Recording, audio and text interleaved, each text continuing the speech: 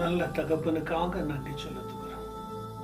இந்த ஆசீர்வதிக்கப்பட்ட வேலைக்காக பரலோக நாமத்துக்கு நன்றி செலுத்துகிறோம். உம்முடைய பரிசுத்தமான கிருபை, உம்முடைய பரிசுத்தமான வல்லமே நாளிலே இறங்கட்டும். நாளிலே இயேசு கிறிஸ்துவின் நாமம் மகிமைப்படும்படி கிடைக்கிற வசனம், கொடுக்கிற வசனம் சங்கீதம் 34 அதிகாரத்துல 7ஆம் வசனம் சொல்லுகிறது, 17ஆம் வசனம் சொல்லுகிறது. சங்கீதத்துல 34ஆம் அதிகாரத்துல 17ஆம் வசனம் சொல்லுகிறது, நீதிமான்கள் கூப்பிடும் பொழுது கர்த்தர் கேட்டு அவர்களை அவருடைய எல்லா உபத்திரங்களுக்கும் நீங்களாக்கி விடுகிறார். உடைய தலைப்பு நீதிமான்கள் கூப்பிடும் பொழுது அப்படின்னு சொல்லுகிறார். நீதிமான்கள் கூப்பிடும் பொழுது ஒரு மனுஷன் நீதிமானா இருக்கப்பட வேண்டும். நோவா தன்னுடைய வாழ்க்கையில ஒரு நீதிமானா இருந்தார், உத்தமமா இருந்தார், தேவனுக்கு பிரியமா இருந்தார், தேவனுக்கு ஏற்றபடி தன் வாழ்க்கையை அர்ப்பணித்தார். வானத்திலிருந்து தேவன் பார்த்தார், நோவாவை பார்த்து நோவாவின் உத்தமத்தை கண்டு, நோவா உன் நீதியை நான் கண்டேன், உன் உத்தமத்தை நான் கண்டேன் என்று சொல்லி நீ ஒரு வேலையை உண்டாக்கு. இதோ இந்த ஜனங்களை நான் பாவத்திலும் இருளிலும் முழுகி கிடக்கிறார்கள், இந்த ஜனங்களை மீட்கும்படி நீ போதி சத்தியத்தை சொல். கேட்கலையா? விற்று நீ ஒரு வேலையை உண்டாக்கு. உன் மருமக, உன் பிள்ளைகள், உன் மனைவி 8 பேர் ஒரு வேலையை உண்டாக்கி அதிலே போ. நான் அதிலே இருப்பேன், நான் அதிலே கூட இருப்பேன், நான் அதில் இருந்து உன்னை பராமரிப்பேன் என்று சொல்லி உன் உத்தமத்தையும் உன் நீதியையும் உன் பரிசுத்தையும் உன் பரிசுத்தத்தை நீதியையும் கண்டேன் என்று சொல்லி தேவனாகிய கர்த்தர் நோவாவை கண்டு ஆசீர்வதித்தார். நோவாவின் குடும்பத்தை ஆசீர்வதித்தார். நோவாவின் 8 பேரையும் கர்த்தர் ஆசீர்வதித்தார். என் தெய்வ பிள்ளைகளே, இந்த வசனத்தின் ஜெபத்தை பார்க்கிற உங்களையும் கர்த்தர் அந்த நாளிலே உங்கள் நீதியை பார்த்து உங்க உத்தமத்தை பார்த்து உங்களையும் பரிசுத்தமாக்குவார், உங்களையும் விடுவிப்பார், உங்களையும் ஆசீர்வதிப்பார். இப்பொழுது நோவா குடும்பத்தின் மேல தேவனுடைய அக்கறை இருந்தது, உங்க குடும்பத்தின் மேல தேவன் அக்கறை இருக்கிறார். அதே மாதிரி யோபு தன்னுடைய வாழ்க்கையில உத்தமத்துல வாழ்ந்தார். பிள்ளைகள் மாண்டன, சொத்து சுகம் போன, நோய் வியாதி வந்தது, பல பிரச்சனைகள் வந்தது. ஆனாலும் எதையும் பார்க்காம கர்த்தரை மாத்திரம் பார்த்து தன்னுடைய உத்தமத்துல வாழ்ந்தார். உத்தமத்துல வாழ்ந்து தன் உத்தமத்திலேயே மரித்தார்.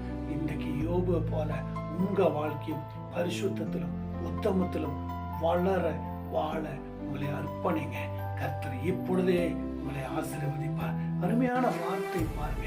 என் தேவ பிள்ளைகளே, நீதிமான்களுடைய ஜெபம் எப்பொழுதும் கேட்கப்படுகிறது. நீதிமான்களுக்கு தேவன் எப்பொழுதும் உத்தமமாக இருக்கிறார். கர்த்தர் சொல்ல, நீதிமான்கள் கூப்பிடும் பொழுது கர்த்தர் கேட்கிறார்.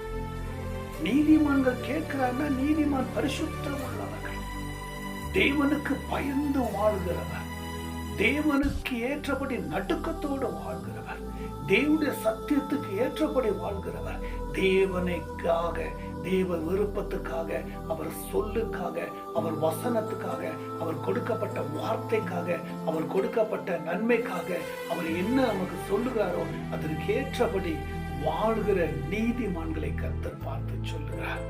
நீதிமான்கள் கூப்பிடும் பொழுது கர்த்தர் கேட்டு அவர்களை அவருடைய எல்லா உபத்திரவங்களுக்கும் நீங்களாக்கி விடுகிறார். உபத்திரவத்திலிருந்து நீங்களாக்குகிறார். நீதிமானுக்கு வருகிற துன்பத்திலிருந்து விளக்குகிறார். நீதிமான்களுக்கு வருகிற உபத்திரத்திலிருந்து, பாடுகளிலிருந்து கர்த்தரே விளக்குகிறார். கர்த்தரே விளக்குகிறார். கர்த்தரே எல்லா துயரத்திலும் நீதிமான்களுடைய கூடாரத்திலிருந்து விளக்குகிறார். இன்னைக்கு நீயும் நீதிமானா இருக்கும் பொழுது உபத்திரப்படுகிறியா? நீங்களும் நீதிமானா இருந்து உபத்திரப்படுகிறீங்களா? இப்பொழுதே இந்த ஜெபத்தை யூடியூப்ல வழியாக பார்க்கிற இந்த நேரத்தில் கர்த்தர் உங்களையும் உபத்திரத்தை மாற்றுகிறார். உங்களுடைய ஜெபத்துக்கு அவர் கேட்கிறார். உங்களுடைய கூப்பிடுதலுக்கு அவர் பதில தருவார். என் தேவ பிள்ளைகளே, என் அன்பு தேவ பிள்ளைகளே, இந்த ஜெபத்தையும் வசனத்தையும் பார்க்கிற உங்களுக்காக கர்த்தர் பேசிக் கொண்டிருக்கிறார். இப்பொழுதே உங்களுக்கு ஒரு விடுதலை, இப்பொழுதே உங்களுக்கு ஒரு பரிசுத்தம், இப்பொழுதே உங்களுக்கு ஒரு ஆசீர்வாதத்தை கொடுக்கிறார். அதுதான் அதே 19 சொல்லுகிறார், நீதிமான்களுக்கு வரும் துன்பங்கள் அநேகமாயிருக்கும், கர்த்தர் அவை எல்லாவற்றில் நின்று அவனை விடுவிக்கிறாராம். நீதிமான்களுக்கு அநேக துன்பங்கள் வருமா? ஏனென்றால் யோவான் 14:32-33 சொல்லுகிறது, உலகத்தில் உபத்திரம் உண்டு, ஆனாலும் திடன் கொள்ளுங்கள், நான் உலகத்தை ஜெயித்தேன். நான் உலகத்தை ஜெயித்தேன். தேவ பிள்ளைகளே, வசனத்தின் ஜெபத்தை பார்க்கிற உங்களை பார்த்து கர்த்தர் பேசுகிறார். நீதிமானுக்கு துன்பங்கள் அநேகம் உண்டாயிருக்கும், அநேகமாயிருக்கும். ஆனால் கர்த்தர் அவை எல்லாவற்றிலும் அவர் நின்று அவனை விடுவிக்கிறார். எந்த இடத்துல நீதிமானுக்கு உபத்திரம் வருகிறதோ அந்த இடத்துல அவர் நின்று கர்த்தர் விடுவிக்கிறார். எந்த இடத்துல உபத்திரம் வருகிறதோ அந்த இடத்துல நீதிமான் கூப்பிடும் பொழுது உடனே இறங்கி வந்து அந்த இடத்துல விடுவிக்கிறார், விடுதலை கொடுக்கிறார். இன்னைக்கு நீங்களும் தேவ சமூகத்தில் நீதியோடு, ஞானத்தோடு, நிரந்தரமான பரிசுத்த நீதியோடு வளர உங்களை அர்ப்பணிங்க, உங்களையும் ஒப்பு கொடுங்க. இப்பொழுதே கர்த்தர் உங்களை விடுவிக்க, ஆசீர்வதிக்க அவர் நல்லவராய் இருக்கிறார். நீதிமானுக்கு எந்த ஒரு தொந்தரவு வராது. நீதிமானை கர்த்தர் நடத்துகிறார். நீதிமானுக்கு வருகிற உபத்திலிருந்து நின்று கர்த்தர் காப்பாற்றுகிறார், கர்த்தர் விடுவிக்கிறார். இன்றைக்கு என் தேவ பிள்ளைகளே, வசனத்தின் ஜெபத்தை பார்க்கிற உங்களுக்கு இப்பொழுதே கர்த்தர் நீதி செய்ய போகிறார். உங்க குடும்பத்தில் ஒரு நீதி வரப்போகிறது, குடும்பத்தில் நிரந்தரமான நீதி வரப்போகிறது, குடும்பத்தில் நீதியான ஆசீர்வாதம் வரப்போகிறது. நீதி, நீங்களும் நீதிமான்கள் பிள்ளைகளாக இருப்பீர்கள். இப்பொழுதே இந்த ஜெபத்தை கேட்கும்போது கர்த்தர் உங்களை நீதியாய் மாற்றுகிறார். கவலைப்படாதீங்க, சோர்ந்து போயிடாதீங்க, பலவீனமாயிடாதீங்க, எதை குறிச்சும் கவலைப்படாதீங்க. எல்லாவற்றையும் அப்பா பார்த்து கொள்ளுவார், எல்லாவற்றையும் தகப்பன் பார்த்து கொள்ளுவார். நீதிமானுக்கு கர்த்தர் பக்க துணையாயிருப்பார். அதுதான் சங்கீதத்தில் இப்படியாக சொல்லுகிறது.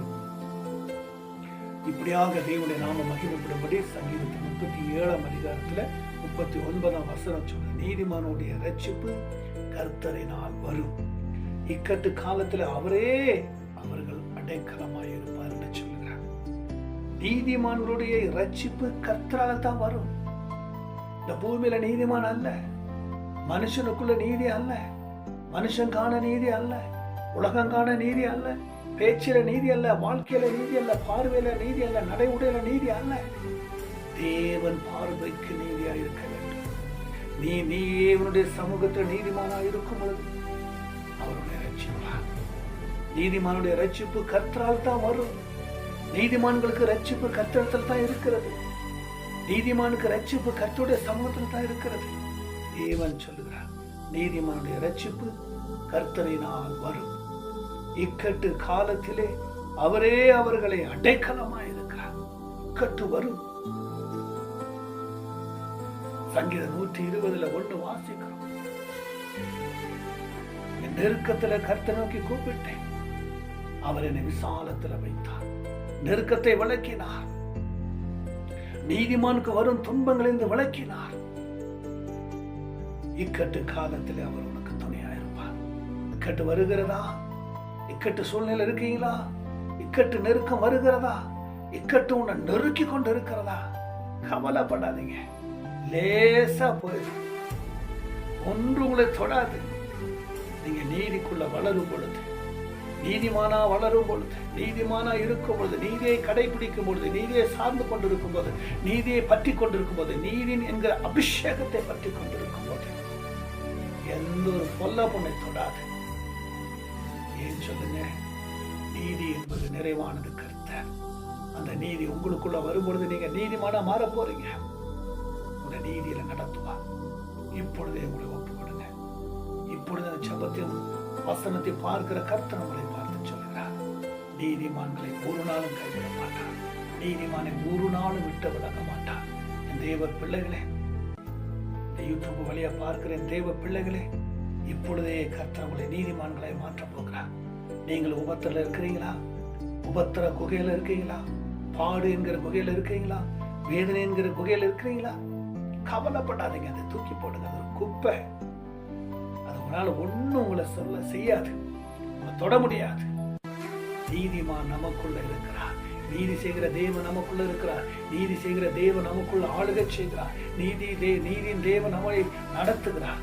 நோவாவின் பேழையுடைய கதவை கர்த்தர் சாத்தி அந்த நோவாவின் பேழைக்குள் இருக்கிற அந்த நோவாவின் குடும்பத்தை பாதுகாத்த தேவன், ஜோடி ஜோடியான மிருகத்தை காப்பாற்றின தேவன், உங்களையும் விட்டுருவாரா? உங்களையும் காப்பாற்ற மாட்டாரா? தேவ பிள்ளைகளே, கர்த்தரை நம்புங்க.